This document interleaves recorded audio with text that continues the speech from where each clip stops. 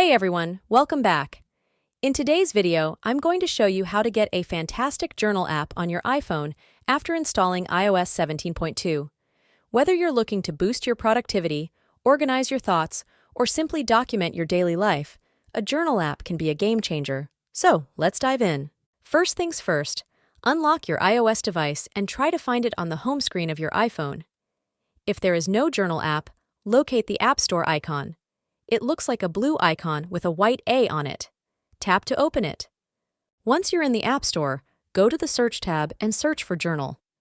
Once you see the app in the search results, tap on it to open the app's page. Here, you'll find information about the app, user reviews, and screenshots to give you a glimpse of what to expect.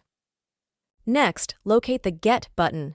Tap on it, and you might be prompted to use Face ID, Touch ID, or enter your Apple ID password to confirm the installation. The app will start downloading, and you'll see its icon on your home screen.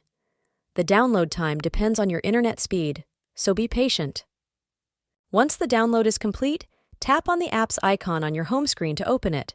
Follow any on-screen instructions to set up your account or customize your preferences. And there you have it.